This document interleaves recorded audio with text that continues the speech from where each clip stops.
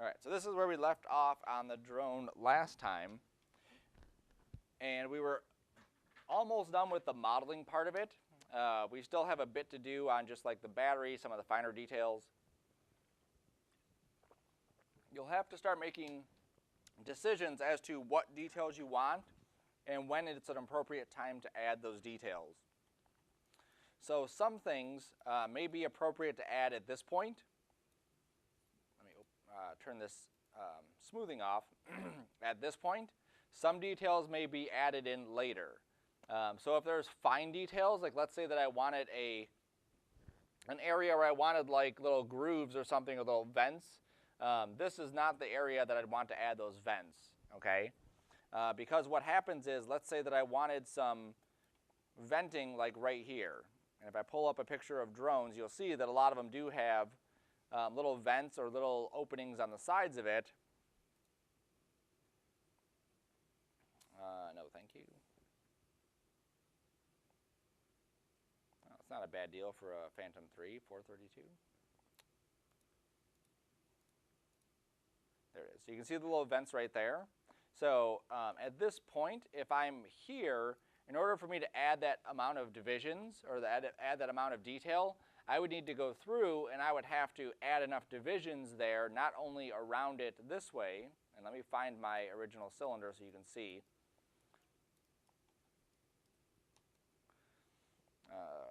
Edges, yes, there we go. So I have to add enough divisions going this way.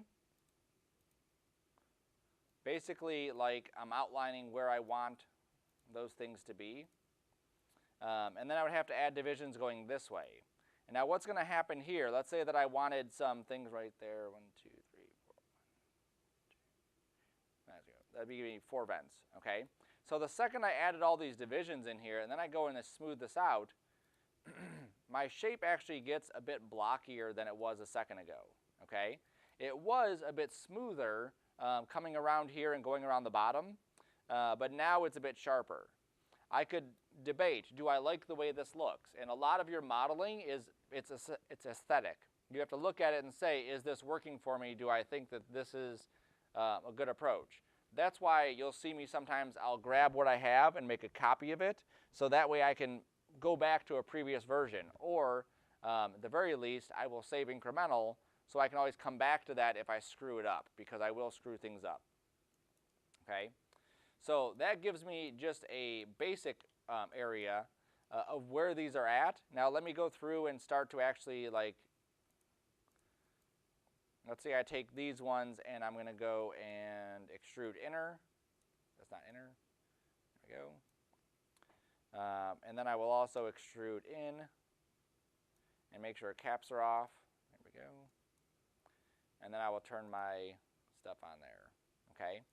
Now that gets me this, which obviously doesn't look like these vents here. Those look very crisp. So then I would have to go through and add even more divisions to this. So I'd have to go there. I would have to go there.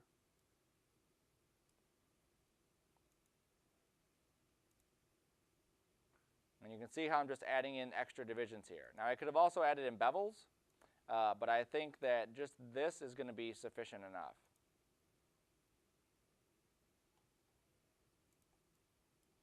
There we go. All right, so now I have some vents on that side and some vents on this side. I don't have vents in the middle here, but again, I could go to the other side, add some more divisions, cut some more bevels, whatever, okay? So in this case, I added them, let's say, before I did my subdivision, okay? Now again, you have to kind of balance this as to when you want to add your stuff. Try it out before, try it out after, either way. I'm surprised at how little it actually tweaked the shape of my surface. I was expecting this area to get a lot crisper and a lot uglier, but it didn't. So that's actually like a happy accident. So I'm also going to take, let's say, this here. I think I want to just pull it up a little bit. So I'm just deselecting all the stuff underneath. And that. And that. There we go. So I just have that top edge selected. And I'm just going to push it up a little bit, I think just having a little bit of rounding there might, make it look nice. All right, so I'm satisfied with that. Putting in the divisions before that worked out pretty good. Cool. So I'm going to go through and then start to reapply all my stuff. So I'm going to go to my first symmetry here, and I'm going to hit C on it and lock it in. Okay, so now this is locked in. So this piece is like, that's what that piece is going to look like. If I turn on my other symmetry, you'll see that I have that other piece going there. So I'm going to also symmetry that. So I hit C on that one. I never want to go right to the top and just hit C because I want to see progressively that everything is still working. If something stops working, I can troubleshoot it a lot easier this way. Now, before I do my last subdivision on here, because that's what it'll look like in the end, I'm going to add in, or try to add in, where my battery pack will go, and we'll see how that looks. So my battery pack I want to put, let's say, here. I want to have some indicator that there is some sort of battery power source right in this area. So I'm going to grab this and this. I'm going to do my MW. I'm going to scale that down a little bit. I'm going to hit D to push it in a little bit. And that should be sufficient for that. Okay, now when I smooth this, it's going to round off. Okay, that's not what the battery pack looks like. The battery area is usually pretty square looking, like this is a very zoomed out image. You find one that has a battery closer to it, or we're just closer to it. Well, basically it fits inside here. The battery's in the back, so nobody wants to show that off, right, apparently. Battery. There you go. So that's the phantom battery right there. You can see it's somewhat rounded, but definitely not as round as that is. Okay? So I'm going to go here. I'm going to go to my loop tool. In order for me to make this less round, I need another division going this way, another division going that way, and then I will check it out and see.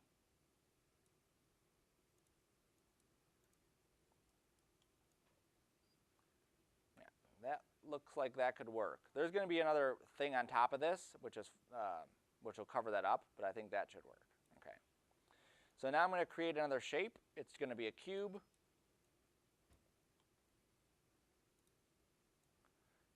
I'm going to bring it down to the size of that battery opening.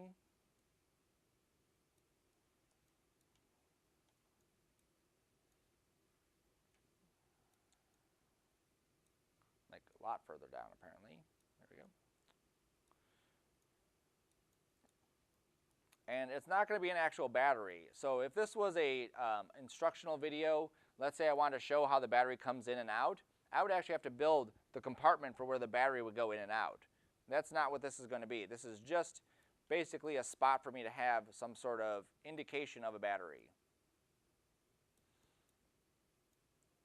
Okay. I can also go here to my fillet, and that will help me kind of change the radius of that to make that whole process a lot easier, because now that pretty much looks like that battery.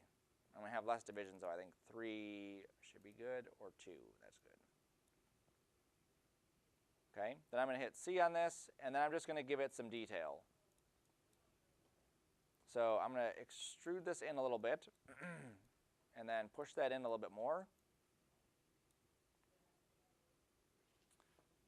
And then maybe just add some subdivisions going this way and that way, and this way, and that way. Okay, so now I can take this and actually smooth it out. And there's my battery. Okay, now it's not an actual battery, it's just an indication of where the battery could be set up inside here. If you look at this, there's actually like a little tab on top where you would actually push down to pull the battery out. If I'm trying to build this photorealistic for a product that's going to be in a commercial or whatever, I'd want to put all of that detail in there. For this, you don't need to. Okay. Now we also have these little indicator lights right here. We also have a little button right there. I'm going to ignore those at this point. Just ignore what that looks like. This one also has something on that too. They all pretty much have some sort of battery indicator. Okay, So let's say that I'm happy with the way this is turned out, which I am. I'm going to hit Save Incremental first, so I have a copy of it. I'm going to hit C on the battery case, and I will hit C on the body. Now if I found any spots on here that I really wanted to add some maybe minor details to it, this would be the spot that I would do that. So let's say that I wanted to add in some venting right here. Look at how many divisions I have. It's much easier for me at this point to go through. I'm going to use my live selection. And let's say just grab an area like this. And I better do this in a different view so it's symmetrical. So what I don't want to do is have it not symmetrical. Like that's not symmetrical, so I need to deselect. Oops, or I just need one more row this way. Oops. One less row that way. There we go. So now it's symmetrical. Okay. So now I can just do like an extrude inner on this, and then do another extrude in. And that just gives me basically just like a little opening right there. Much easier to do here than it would be before. Now I could also smooth this out again if I wanted to. Let's say that I really wanted this thing to be like super smooth. I could do that, and that would create this nice rounded spot right here. Okay? So there's nothing wrong with smoothing your stuff out even further. It's just going to be a lot more memory intensive. You can see basically I have like it's solid white now. Okay? So however smooth I want that to be, I actually do like it the smoother version. I'm going to leave it like that. Okay, I think I do want to maybe put like a line going around here, so let me just turn that off for a second.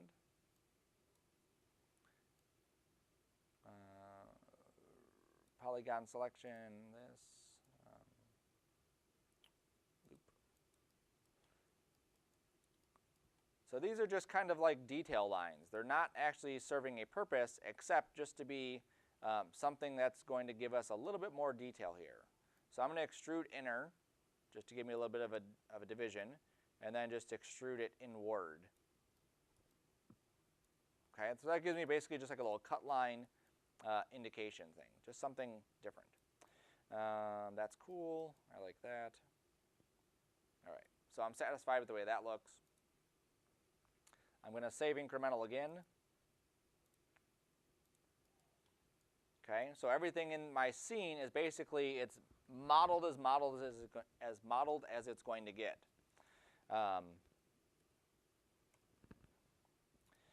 So then we're going to get to the point now where we need to get this ready to actually take into our other 3D application. So this doesn't have any textures on it. If we were going to take this and just have it solid colors all over the place, it would be done. But we want to have some decals on it. Do you guys remember when your parents or grandparents talked about how they didn't have TV or internet or phones, and they would have model cars that they would put together, and they would get these packs of stickers that they would then stick onto the cars? Yeah, we also used decals for windows back in the day around like the holidays. Yep. Car decal sheet. So that's what we're going to be doing, is basically making one of these kinds of things where we have a decal sheet. That's a weird one to have. Like that, okay? So basically, I don't need it to be as detailed as this is, especially because see how these are like, there's 7 or 8 of these black ones? We can use the same one over and over again, so we don't have to have 7 or 8 of them. I want to have a logo on there, and then I want to have some sort of design somewhere in the mix, okay?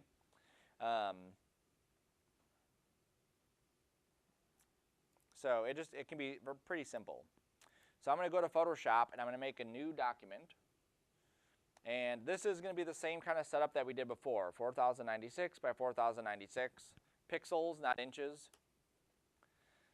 And I'm just going to put in a name here. So mine is going to be called the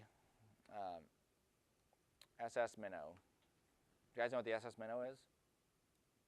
Isn't that the deal with Gilligan Thailand? Yep, perfect.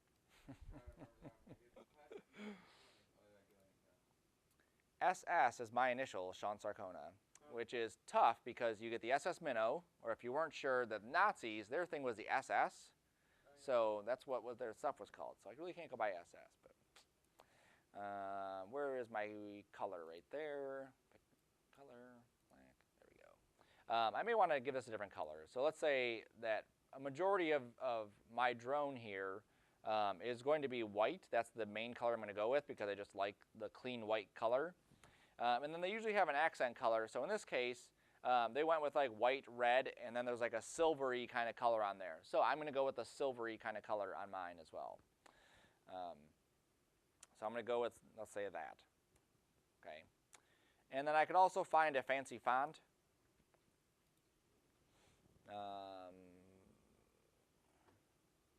I'm going to do that one. So that looks very space age, right? Yep. And that looks really weird because the M doesn't look like an M. So I will find a different one.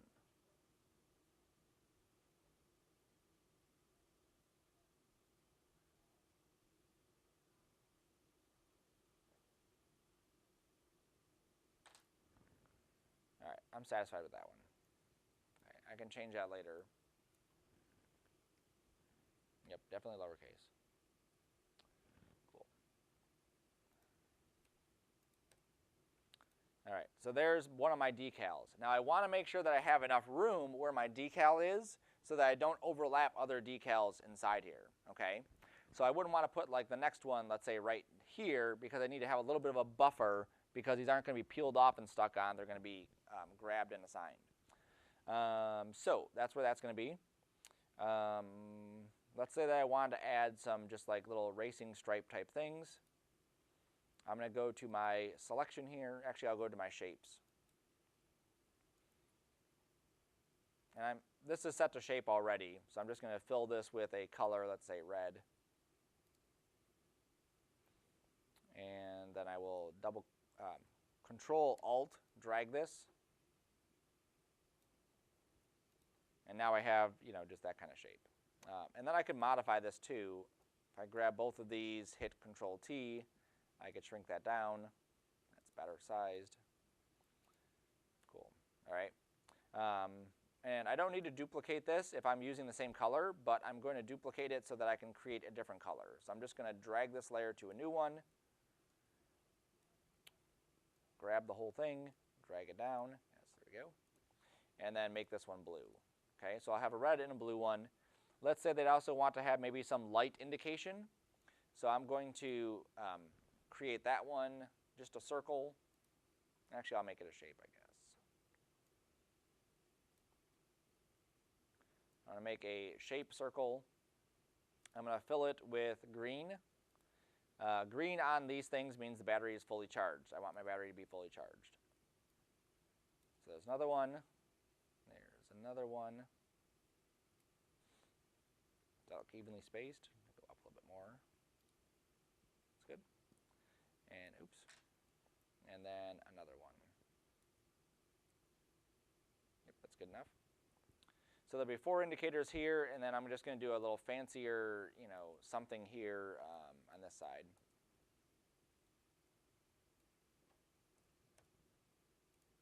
Oops. I'm just copying this one down here. I'm going to put it on top. I'm going to give it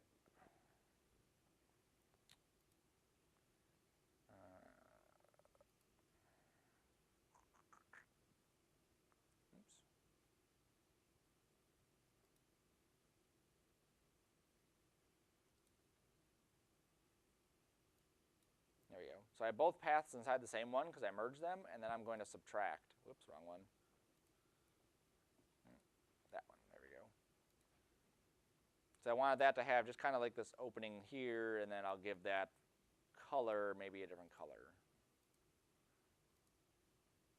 There we go. And I think even I don't like the thickness of this, so I'm going to go on this outside one.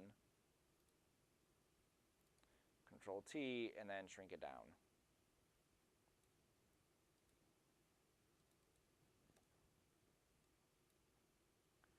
And then make the whole thing a bit bigger and scoot this over.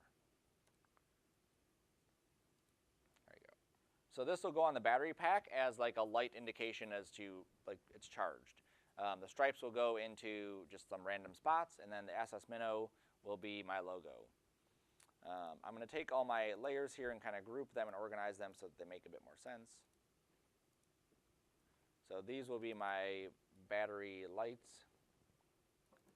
This is my blue, come on, blue stripe, red stripe, and that's the SS minnow. Okay, so I'm going to move my blue stripe just down here away from the other one, move the red stripe down there. All right, that should be good. And everything's kind of nicely placed. And then I'm going to save this as, oops, put my background back on. I'm going to save this as a P drive 2510, drone textures, there we go. So I'm going to say drone labels, and I'll save this as a TIFF or a Targa. Either one should work. And then whatever color I used as that background color, that's the color of my drone. So if I need to change that color, I can always come back in here and tweak it, and then just resave it out. So now, oops, go into Photoshop, or go into Cinema, and I'm just going to assign that material. So I'm going to turn the color off, turn reflectance off, and then I'm just going to assign that picture to that drone. Textures, drone labels, don't copy it. There we go. Okay. Now I drop this onto my subdivision surface. There it is. I never hit C on the subdivision surface, which I need to do, so I'm going to hit C on there to lock that in so that it's all locked up and ready to go.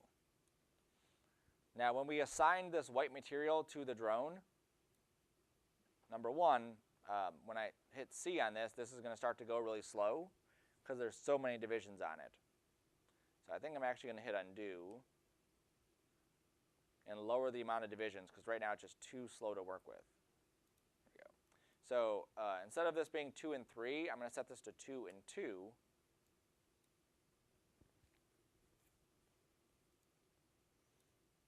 And then I'll hit C on it. And then it may go slow, but I should still, yep, I can still work around it pretty quickly. Okay. So let me deselect. So this is how my labels come in, and that's obviously not how I want my labels to look because it looks pretty disgusting how it's set up. Okay. So what I need to do is I'm going to do the UV stuff on it. Okay. The first thing I need to do is clear off all the UVs so that I don't have any labels on anything, and then I can start to place them. So I'm going to go to my texture, make sure it's set to UV mapping, which it is, and then I'm going to go to my BP UV edit, and if I click on that, there it is, these are all the UVs for it. So you'll see this is like a huge mess of UVs for this item. And this is going to go pretty slow because I have so many divisions on here.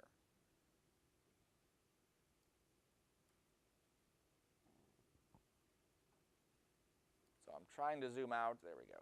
Okay. So now what I need to do is I need to grab all the UV points. And this is going to take a second for it to realize what I'm trying to do. There we go.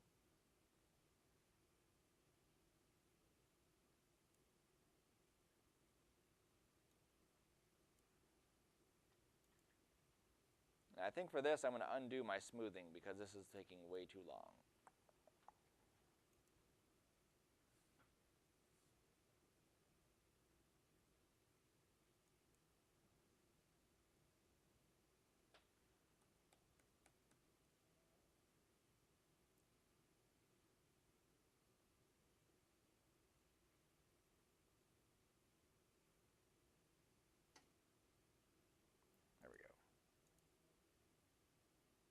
So now I'm back to this without any subdivisions on it. So now I can grab all the points. This is going to go much quicker now. Oops. Grab all the points.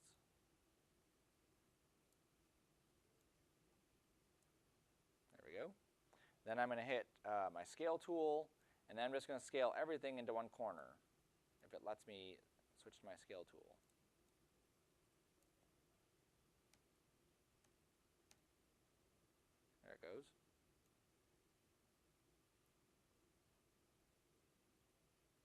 Now I know from my image that there's nothing up here in this top corner, so I'm going to scale all my stuff to that top corner.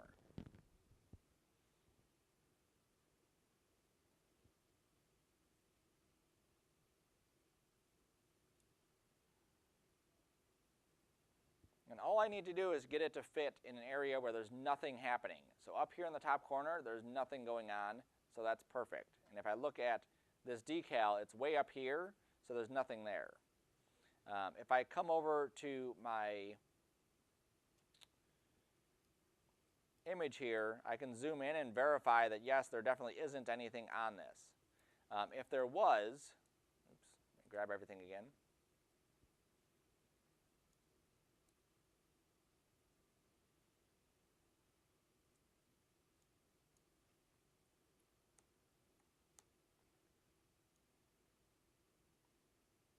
If I move this to an area where there is something, we'll start to see some of that coloring coming through.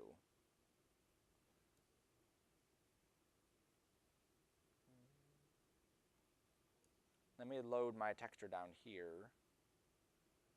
I can see it.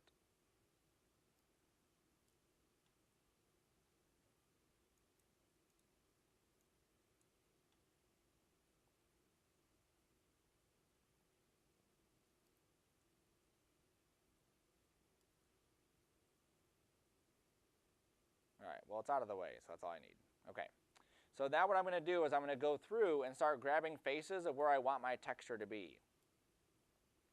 Let me turn off my, I don't have my lines on, okay. I'm going to grab faces like this and say that I want my SS Minnow thing to be like right there. So I'm going to make my brush bigger. Attributes, options, yes. Oh, radius, there it is. And so let's say I want my SS Minnow to be like right here. And your computers should handle this a bit better. My laptop, because I'm recording and my laptop is not as good as these computers, is not running as efficiently or as quickly as yours will. Okay, so I'm just adding in all the faces of where I want that to be. It doesn't have to be super clean, it just has to be in an about area.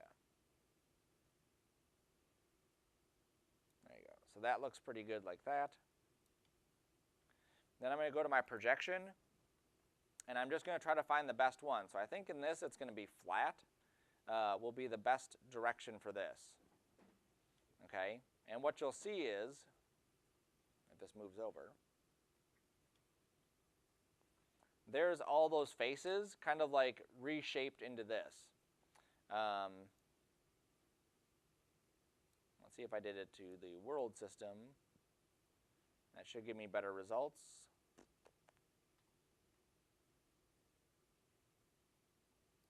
Nope, that's it. Okay. So now what I'm going to do is I'm going to transform this. So I'm going to go to my transform here, and I'm going to scale it in the Y direction. So I want to make this shorter. This piece should look pretty much like this piece. So if that one is like longer and shorter, that's what it should look like in the UVs. It shouldn't be like square like it is. So I think probably 0.25 is a good starting point. Yep, that was pretty good. And then maybe 0.5 here. Oops. It did another 0.25 on this because I didn't change that. So let me put this to 1. And put that to 2. And if I've said this before, their UV setup in here is the worst one I've ever dealt with. All right, there we go. All right, so now it's probably about the right size. So now I can start to move this over to where I want that to be. Now it's a little bit of a guessing game because I don't see exactly where that's at. So I have to wait, and then now you can see it says SSM, right, is right there. So now I can scale this up. Oh, I think I'm also getting, was I selecting through it? No, I wasn't. Okay. I thought I was getting the back side. So I'm just going to scale this up so I can get the SS Minnow in there. Now if I look at this image, I can see that it's roughly placed in the center of this, and it spans pretty much the entire thing. So if I get it about this size, And I'm not sure why, but I have to keep clicking my hotkey to get it to actually go over there. And then again, be careful with this so that it lines up good.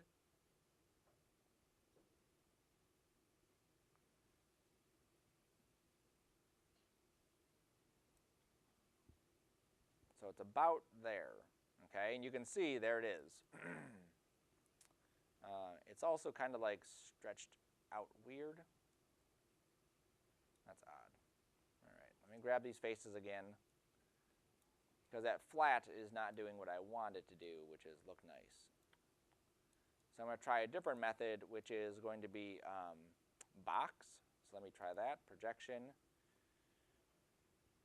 and box. Because I shouldn't round it because I didn't round it. All right, that looks more like that shape. So let's try that again.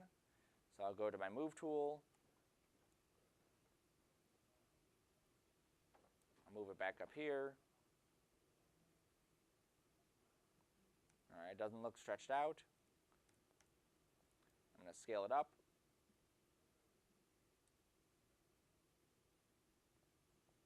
Now you don't want to deselect this also, because if you deselect, then you have to reselect it, and it becomes very difficult to do. It's actually easier just to undo, move it to a spot that is not in a bad spot, and then do it.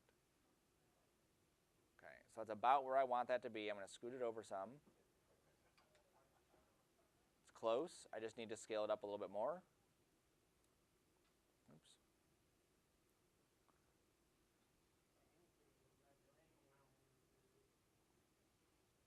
There we go.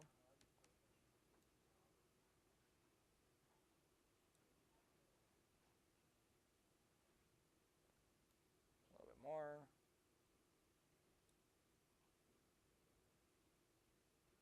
There we go. Okay, so now I have my label on here. So now I'm going to grab the next section of where I want something to be. So I have these stripes here. So I would use the same process and just find a good spot for the stripes. So maybe like right here I'd want to add those stripes.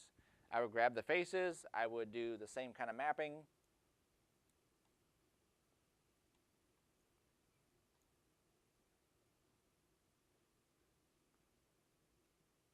Like so. And then I would do my box.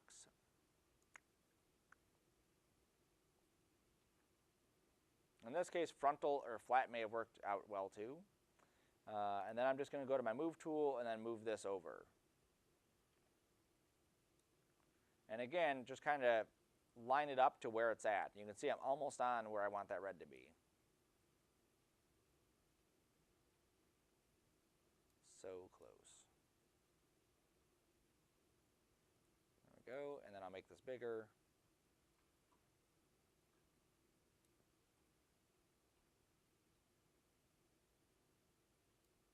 A little bit bigger still.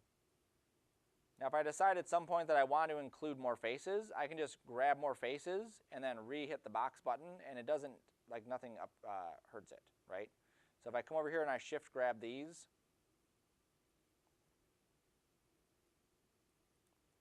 like that, and then I just hit box again, I just have to move that back down to where it's at. And now that I know it's roughly here, it'll actually be a little bit quicker.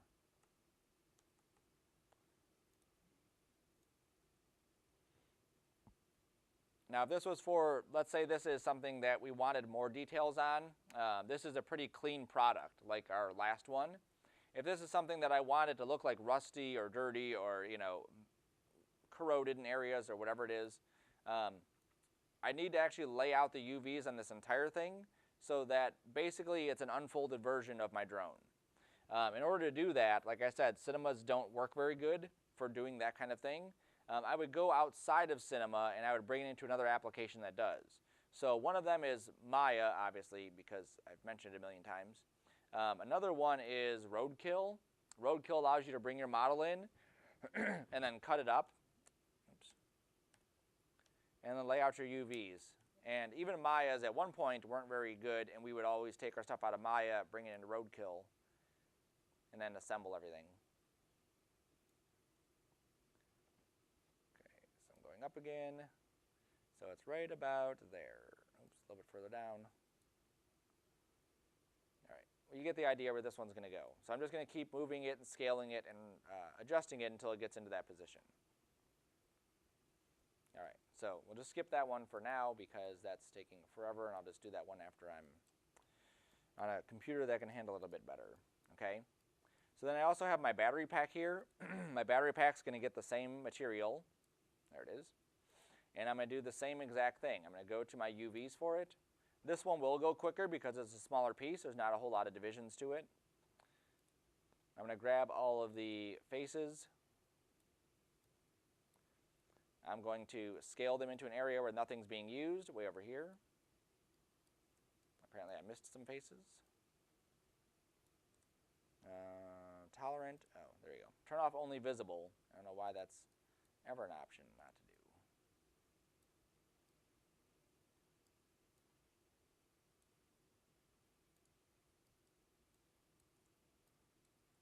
There we go. All right, so now everything is in a spot where there's nothing over here. There's no texture at all in that area. So now what I can do is, let's say I put the SS Minnow on there as well. So I can grab those faces.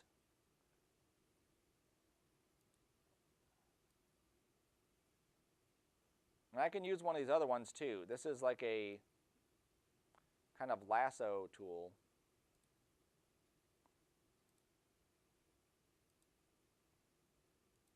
There we go. So I have those faces there. I can do flat in this case, or I can do box. In this case, box is actually, if you look at it, it actually broke it up into several pieces. When I did that marquee, it selects stuff on the back of it and on the front of it.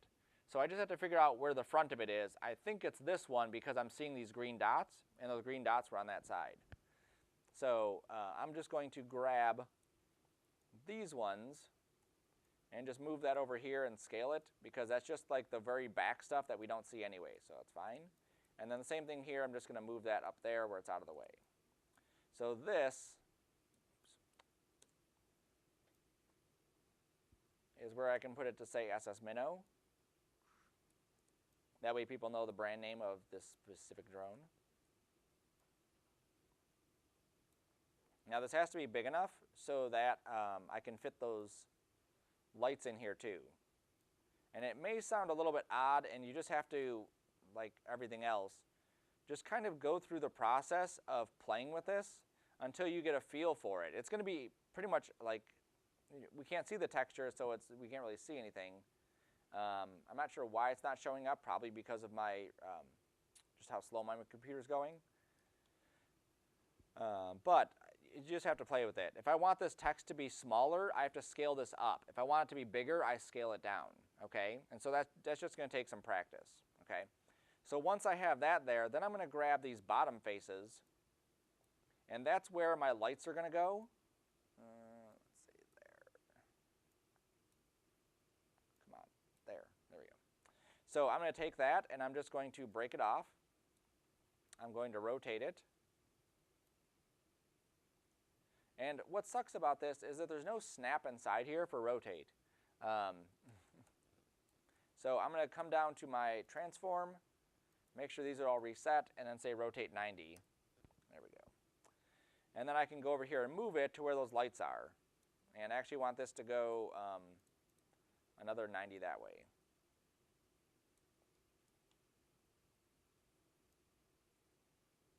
Okay, now I'm scaling it down so that those get bigger.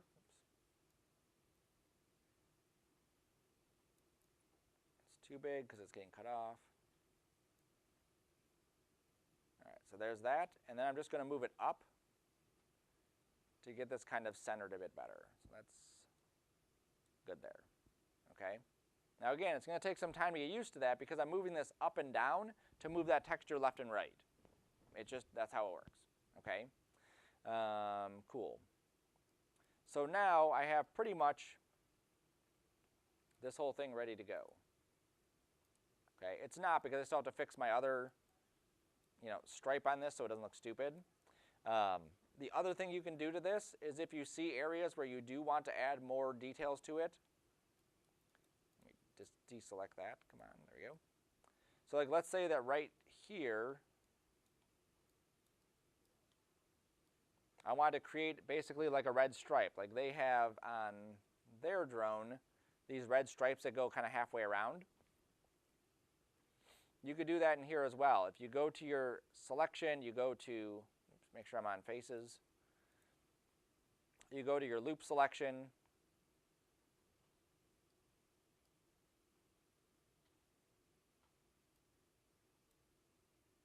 They're just not wanting to think or what? Oh, I still have my subdivision on. There we go.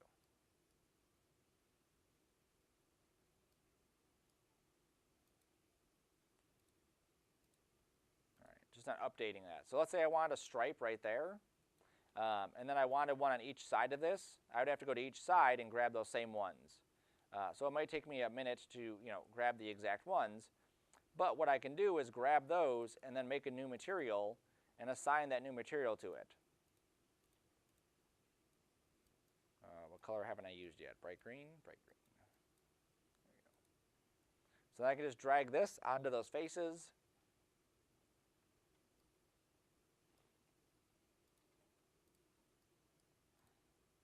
And now I'll have this like green stripe on it.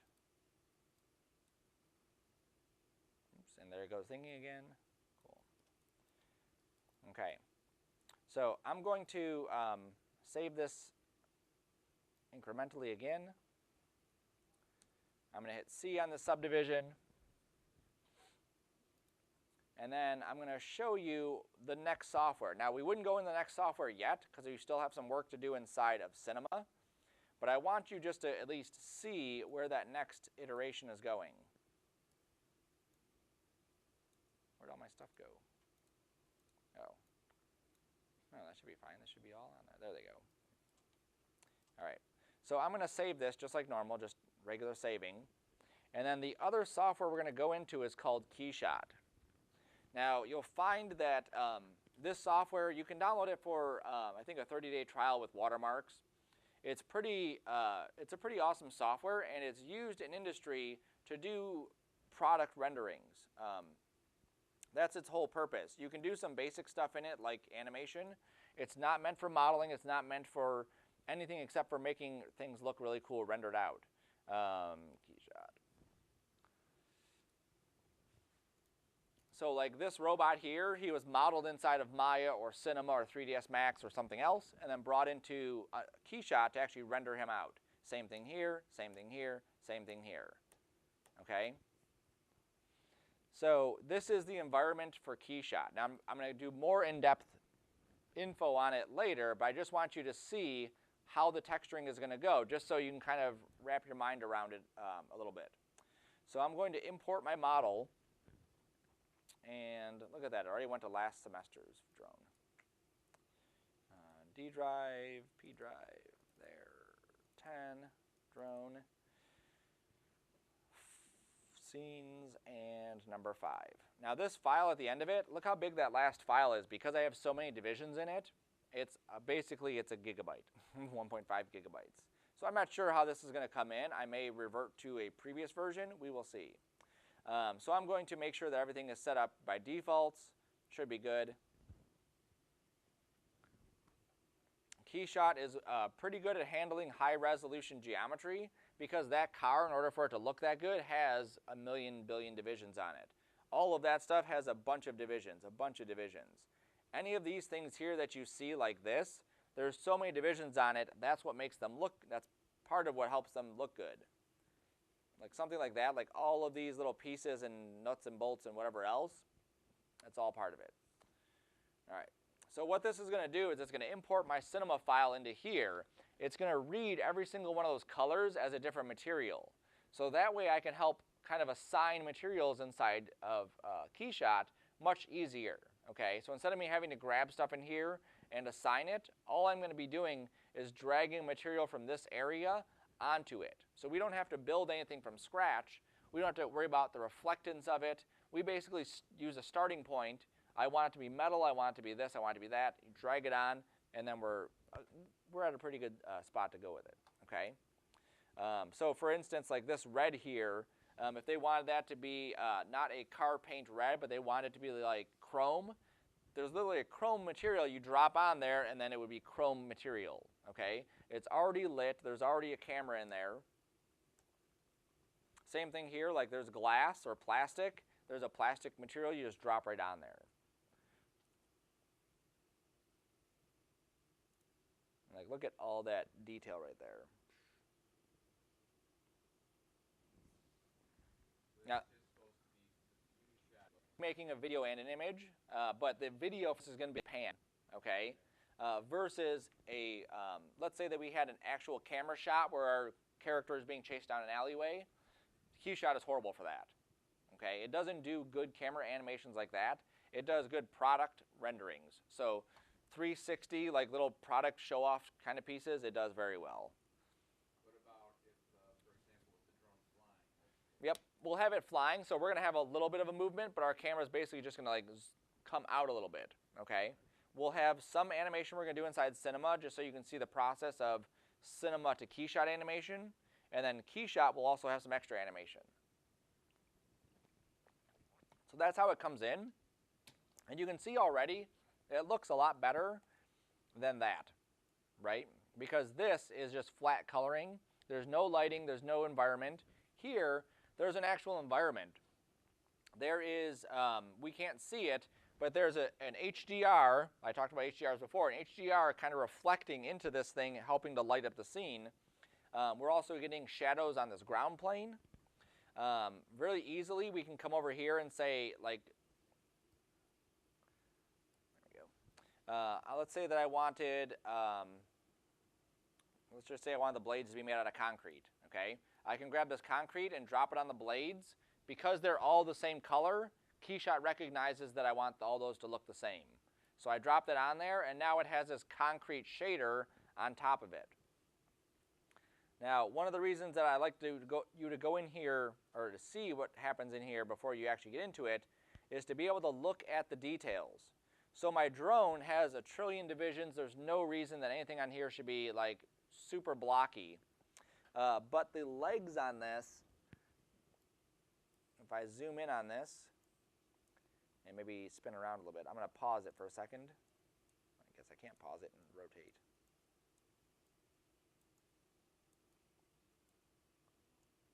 There we go.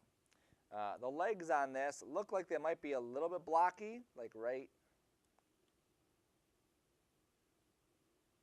there, okay? And so that's going to be an issue, that I want to make sure that before I bring this into Keyshot, it's nice and smooth, okay? And then the same thing with my propellers. It may be difficult to see, let it refresh a bit, but you can see right here, these propellers are definitely not smooth, okay? And so when you have a model that looks really nice, you spent all this time on this drone, but then you see these block areas, it like really takes away from it looking realistic, okay? So I obviously don't want that to be concrete. Let's say that I wanted this to be car paint. There's paint, shiny. Let's say I did red on the propellers. You'll see that it sets up the material so that there is a red shininess to it that would be similar to like a car paint. If I wanted it to look like glass, here's several different glasses that I could then drop onto, let's say, this piece or this piece.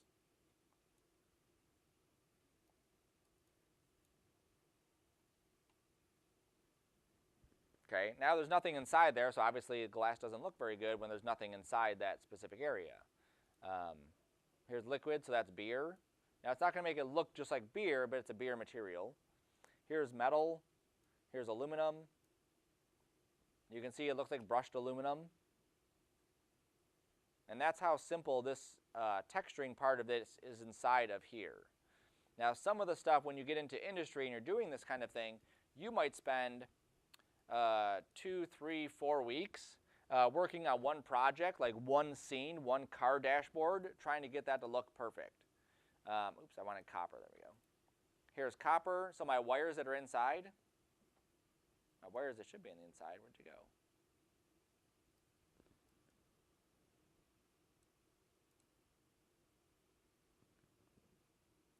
Motor housing.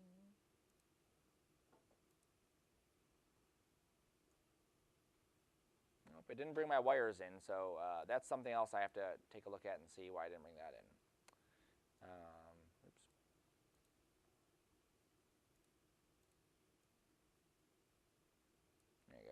So I can drop this onto my drone. You can see it has this like really cool reflective iron look to it. And then I can also adjust my materials. So here's my iron. And I could add a texture to this, which I would then just put my original image back onto it here, here, here.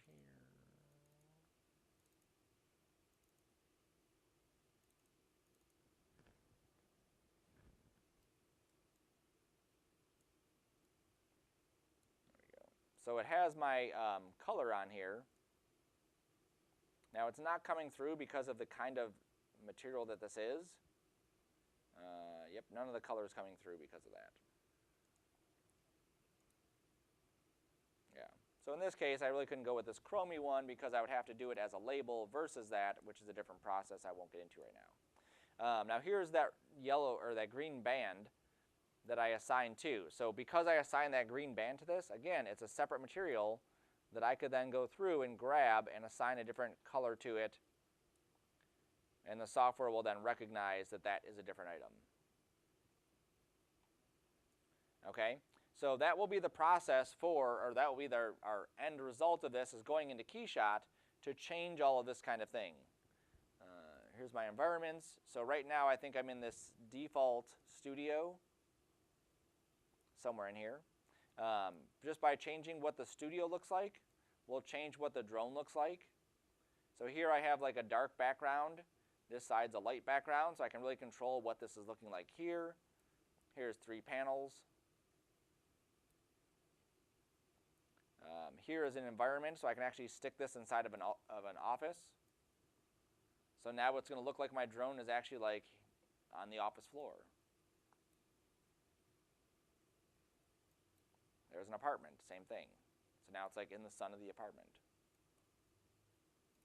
And these are just some of them. You can actually download more of these and use more of these. Well, that's a horrible one.